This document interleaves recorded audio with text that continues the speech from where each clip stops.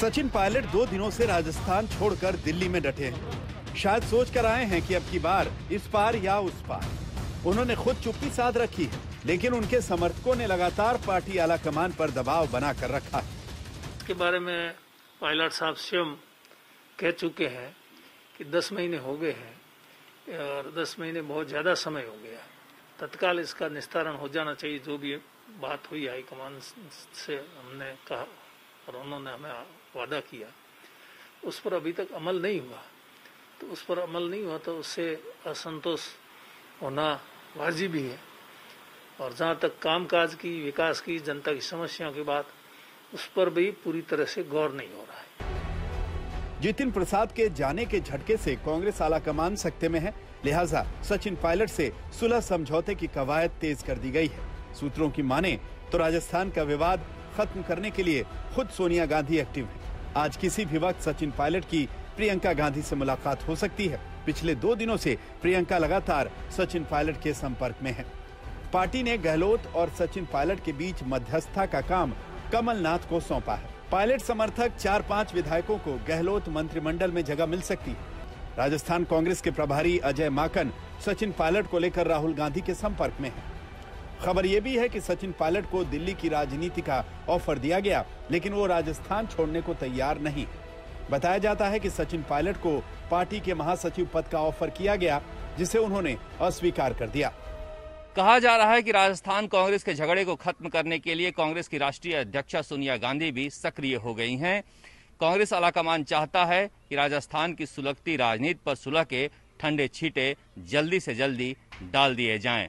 लेकिन सवाल उठता है कि लड़ाई किस चीज के लिए है। पायलट कह रहे हैं कि मंत्रिमंडल में जगह मिले, राजनीतिक नियुक्तियों में जगह मिले, कार्यकर्ताओं के आत्मसम्मान को बचाया जाए, मगर जानकार जानते हैं कि कहीं पर नजर है, कहीं पर निशाना।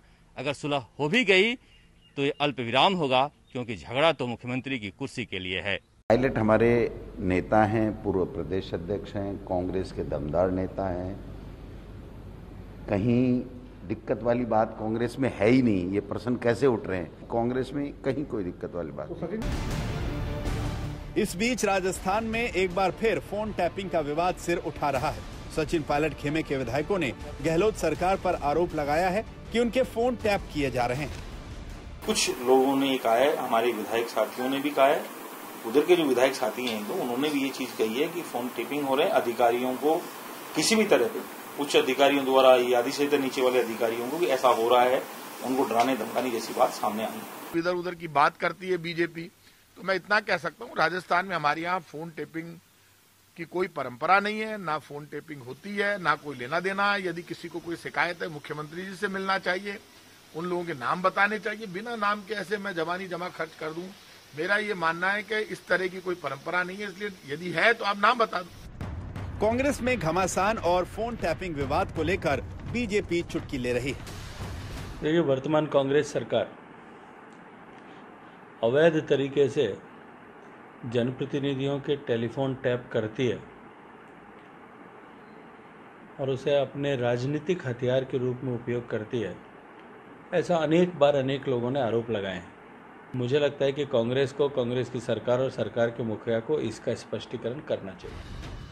ऐसा नहीं है कि राजस्थान में सिर्फ सत्तारूढ़ कांग्रेस में ही घमासान है, बीजेपी में भी सब कुछ ठीक नहीं है।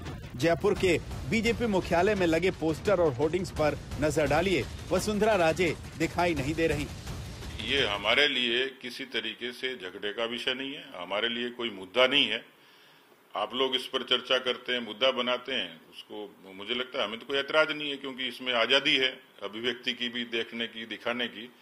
लेकिन पार्टी के भीतर ऐसा नहीं है, और जो लोग सोचते हैं तो उस पर भी मैंने आपको पूरे तरीके से एक्सप्लेन किया है। ये जरूर है कि जब परिस्थितियां बदलती हैं, नेतृत्व बदलता है, पीढ़ी बदलती है, तो आज मैं हूं, जरूरी नहीं 20 साल बाद मेरा ही पोस्टर लगे। तो ये चीजें तो सामान्य सी बात है। 20 सालों तक राजस्थान की सियासत में एक्टिव वसुंधरा बीजेपी की तस्वीरों से गायब हो गईं, तो जाहिर है उनके समर्थकों को अच्छा नहीं लगेगा। तो जनसंघ के समय से चल रही है, लेकिन वसुंधरा जी के बिना भारतीय जनता पार्टी राज में आ जाएगी, ये संभव नहीं है। वसुंधरा जी के बिना पार्टी का क्या अस्तित्व है, ये कोई लॉजिकल सवाल नहीं है। पार्टी पुरानी है, जनसंघ के समय से चल रही है, लेकिन आज जिस प्रकार की परिस्थितियां राजस्थान में बनी हुई है, वसुंधरा जी को माइनस करके राजस्थान में राज लाना नेक्स्ट इम्पॉसिबल। बीजेपी मुख्यालय से वसुंधरा राजे के पोस्टर हटे तो झालावाड़ में वसुंधरा राजे और उनके बेटे दुष्यंत सिंह की गुमशुदगी के बैनर पोस्टर लगा दिए गए। इतना ही नहीं, राजस्थान बीजेपी की गुटबाजी में सीडी को भी हथियार बनाया जा रहा है। जयपुर से शरद कुमार के साथ